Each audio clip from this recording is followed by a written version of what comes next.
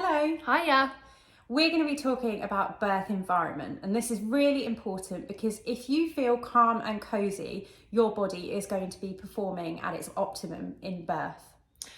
It's important to know that you can really change a labour ward room. So if you're deciding to birth at hospital rather than at home, this doesn't mean that you can't make a really cosy environment. There are tons of little things that you can take that can make it an oxytocin inducing environment rather than a really bright medicalised one.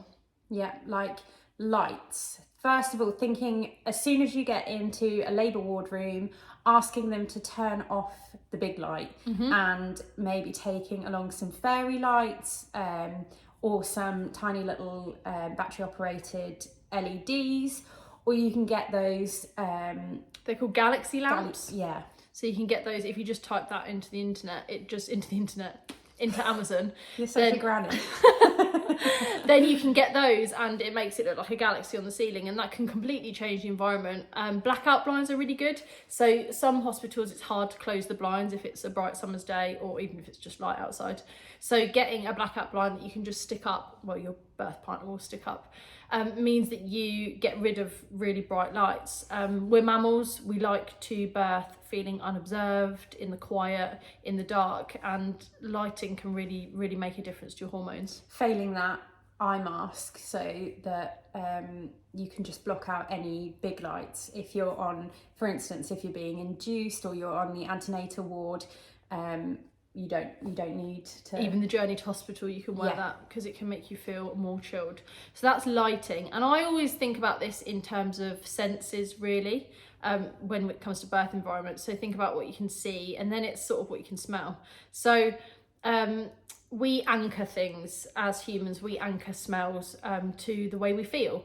And if there's a smell we really like or that makes us feel happy or comfortable, the smell of your own bedding and your bed sheets can be a really good anchor to make you feel like you're comfortable and at home. So take your own pillow with you, and failing that, you can just take the pillowcase. You can use an oil, a safe oil to use in pregnancy, and then take that into the birthing space. The only thing about smells is make sure that when you're trialing them when you're in labour, you can get rid of them again, because sometimes we're different animals in labour, and the smells that we like when we're not in labour and maybe that we've been using during pregnancy, like lavender, we don't like the smell of. So don't douse yourself in it and fill up your birth pool, because it can make you feel physically sick. But having a smell that makes you feel good is, or a perfume. So it might be your mum's perfume makes you feel really cozy, or the perfume that your partner wore to a nice event, and it just gives you all the oxytocin vibes. Yeah. Another thing in terms of hearing, would be earplugs. Again, for if you're on an antenatal ward, or if you just want to block out any medical professionals having a chat in the corridor, but also maybe even thinking about creating a playlist with your birthing partner, or getting your birthing partner to create those with some kind of sentimental songs. So maybe a wedding dance song. Yeah, we took our wedding playlist actually, and I actually looked forward to kind of creating a playlist specifically for my baby, so that kind of got that oxytocin flowing. So really nice songs idea. to meet our baby. So that's what we listened to after he was born. So, and listening to it now still gives me all the feels, all the newborn feels. We always say as well, have something cute in the room because it gives you something to focus on. So they're tiny little vests that you're going to put them in, or the tiny little booties that they'll only wear once but that you're really excited to put them in. Have them up, on a shelf or on the bed in the birth room, and that means that you know why you're doing this, because you're getting ready to meet that baby and finally start this journey that you've been preparing for so long. And you get to put them in it. Yeah. You get to put them in that little cardigan or whatever. And also in terms of visuals, you might have something like affirmations that you've written and put up around the room, so that as you're walking, that you've anchored during pregnancy, that you feel confident and you can just focus on that affirmation on the wall. I had a client whose favourite one was thousands of women are birthing around the world at the same time as me, because it just made her feel not alone, and that if so many other women can do this, she could too.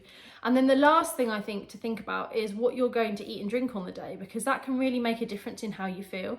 You should be staying hydrated and eating something during labour. Sometimes it is really difficult and you won't want to, but just taking something on board. Remember, it's a marathon, not a sprint, and you want to have lots of energy that's being released throughout your labour. Yeah, and I think also remembering that you're going to want to eat everything in sight after labour, probably. Yeah. So make sure you pack plenty of good snacks for then as well. Yeah, thank you so much for listening today. If you enjoyed this, then please like and subscribe.